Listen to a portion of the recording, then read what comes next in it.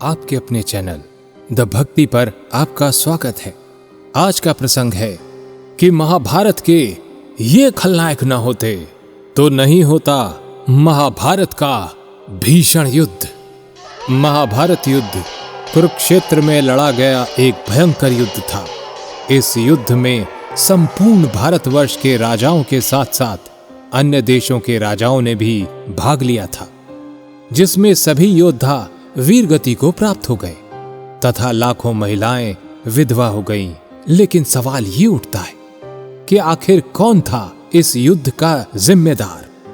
आखिर कौन था महाभारत युद्ध का सबसे बड़ा खलनायक? ये जानने के लिए वीडियो को अंत तक जरूर देखें। और अगर आप हमारे इस चैनल पर नए हैं तो चैनल को सब्सक्राइब जरूर करें। महाभारत युद्ध का सबसे बड़ा खलनायक कौन था? सभी इसका अलग अलग उत्तर अवश्य देंगे, लेकिन आज हम आपको महाभारत के उन 3 बड़े खलनायकों के बारे में बताने जा रहे हैं जो ना होते तो शायद महाभारत का युद्ध भी ना होता। महाभारत का सबसे पहला खलनायक माना जाता है मामा शकुनी को। बहुत से लोग कहते हैं कि शकुनी ना होता तो महाभारत का युद्ध नहीं होता। वैसे तो कौरवों और पांडवों में किसी प्रकार का कोई मतभेद नहीं था, परंतु शकुनी ने दोनों के बीच प्रतिष्ठा और सम्मान की लड़ाई पैदा कर दुर्योधन के मन में पांडवों के प्रति वैर भाव बिठाया। दरअसल धृतराष्ट्र ने शकुनी के माता पिता, भाई और बहन को कारागार में बंद कर उनको मरने के लिए छोड़ दिया था। धीरे धीरे शकुनी का पूरा परिवार नष्ट होता चला गया और उसने अपनी आंखों के सामने ही अपने तड़पते पिता की मृत्यु को देखा, जिससे उसके हृदय में प्रतिशोध की अग्नि भड़क उठी और उसने उनका नाश करने की ठानी। शकुनी की कूटनीति के कारण ही ये युद्ध हुआ और वह महाभारत का खलनायक बना।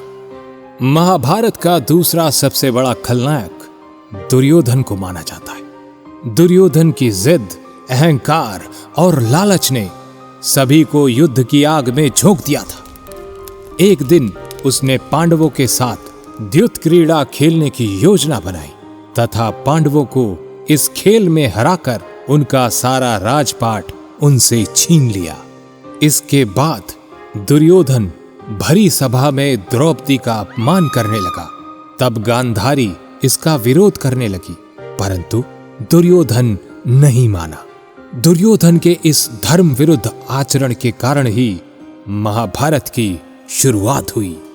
महाभारत का तीसरा बड़ा खलनायक माना जाता है अश्वत्थामा को, क्योंकि उनके ही अप्रत्यक्ष संचालन में युद्ध चल रहा था।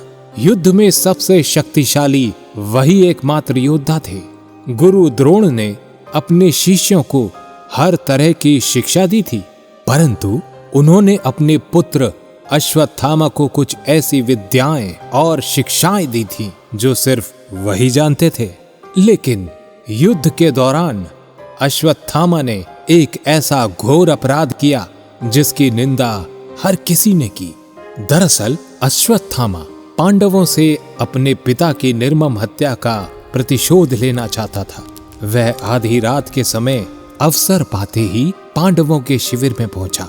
उसने सोते हुए पांडवों के 5 पुत्रों को पांडव समझकर उनका सिर काट दिया और फिर धृष्टद्युम्न का वध कर वहां से भाग गया। अश्वत्थामा के इस कुकर्म ने भी उसे महाभारत का खलनायक बनाया। तो ये थे महाभारत के वे 3 बड़े योद्धा जो अपने कुकर्मों से बने महाभारत के खलनायक। आशा है आपको इस प्रसंग में मिली जानकारी रोचक लगी होगी। कमेंट सेक्शन में बताइएगा जरूर। और अगर वीडियो पसंद आई है तो इसे लाइक और शेयर जरूर करें। धन्यवाद।